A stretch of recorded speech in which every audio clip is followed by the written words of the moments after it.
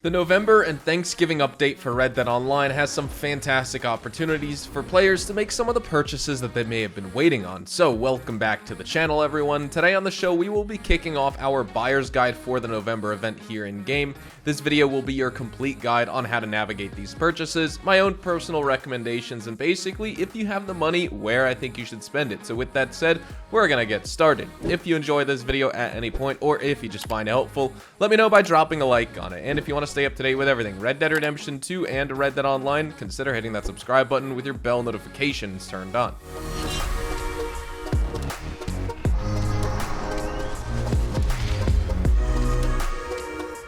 Jumping in first, we have 10 gold bars off the Naturalist Roll and the sample kit.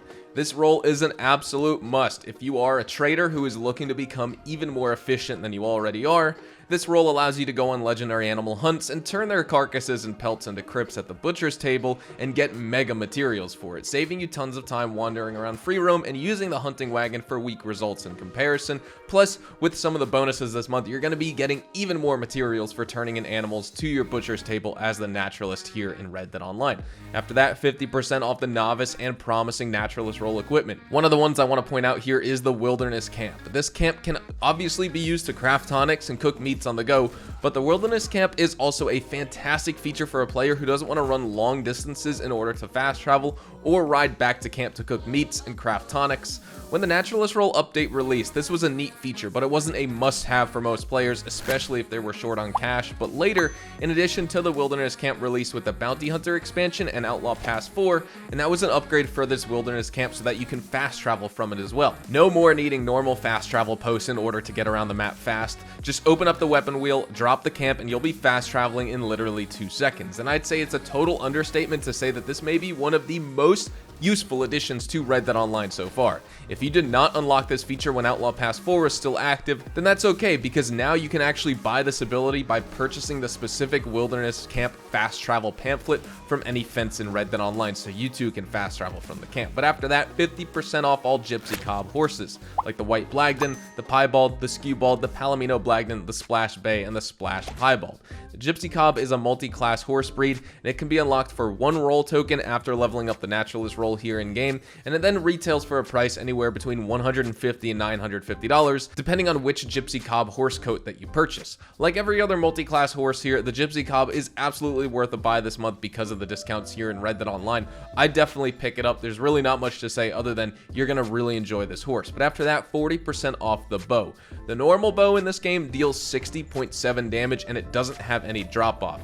It can be used to kill enemies stealthy if you need, and the player can also recover all of its arrows as regular ammo, of course with the exception being the dynamite arrows. Those you'll need to still craft when you run out of. But the improved bow on the other hand deals 38.3 damage, and it has no damage drop off if you're just wondering. Again, you can get the stealth kills, you can get the ammo back, etc. But the real difference is the improved bow also features a slower stamina drain when holding an arrow, and it can mark targets at a much further distance with Painted Black. So when it really comes down to it, the normal bow that's discounted gives you higher damage, the improved bow gives you better range with Painted Black, but normal ADS range and auto aim lock on range remain the same for both bows. So ultimately the choice is up to you here, depending on I guess if you're fighting AI enemies or players or you're just hunting. Do you want more damage or a longer Painted Black range? That depends on you, but I honestly just purchased them both and they're perfectly fine. After that, 40% off the elephant rifle here in game. In case you're seriously thinking of picking up the elephant rifle because you want to use it for like hunting legendary animals or PvP or whatever, all things here, I really don't recommend it. But either way, the elephant deals 112.6 damage. It has limited range before it deals 0 damage as well, so keep that in mind. It has low ammo reserves, poor accuracy, a poor fire rate, and a poor reload speed. All of this really totaling up this weapon to be an impractical choice for combat and basically any other purpose. That being said, I'm not saying you can't have fun using it. You can, but in terms of if you're looking for like the best weapon in the game, this is far, far from it.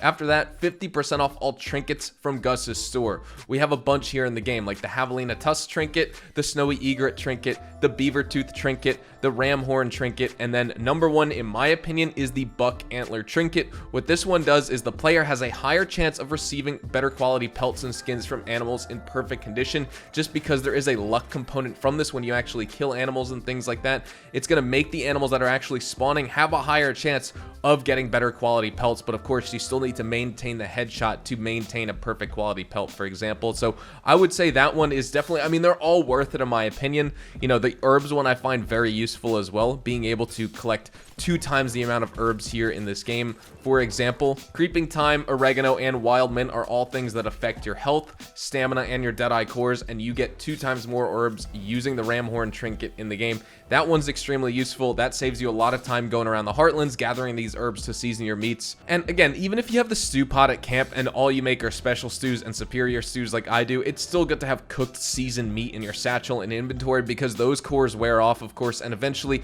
you'll return to camp to top them off again. But until then, eat a piece of meat to keep your health, stamina, and deadeye cores golden. This trinket also requires much less work picking mint, oregano, and thyme, and you're definitely going to appreciate that. The only thing that would make this trinket better, in my opinion, was if it applied to every herb you picked.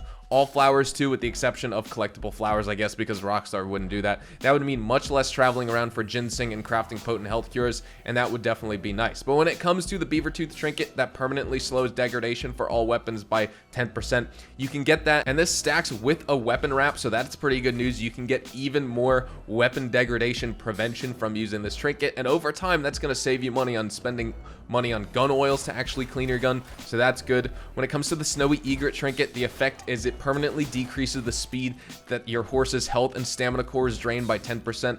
Honestly, this one isn't really too great because you could just feed your horse carrots or hay whenever you want, and so it's not that big of a deal. But as an endgame purchase, since it does cost $800 normally, you're going to want to buy it eventually, I guess, if you're looking to save money on food over time. But unless you're playing this game a lot, it's really not that big of a deal. 10% on horse core drain rates compared to character core drain rates aren't really that big of a deal. And then the other one, the Javelina Tusk trinket, the one that I think everyone can really pass up for the most part, permanently increasing the player's horse spawning rate by 10%. You can just, you know, walk AFK, have your character lead your horse and walk across the map, and within 30 minutes, you'll have the horse fully leveled up to level 4 bonding. Or you can just use the horse for a couple hours and you're going to rank up the bonding ranks from 1, 2, 3, and 4 anyway. You don't need to make it necessarily 10% faster by spending $500 without a discount on the Javelina Tusk trinket, but I will leave that personal choice up to you. Personally, I think the 2 most important ones are going to be the ram horn trinket and the buck antler trinket, in my opinion. After that, we have Harriet's Tonics.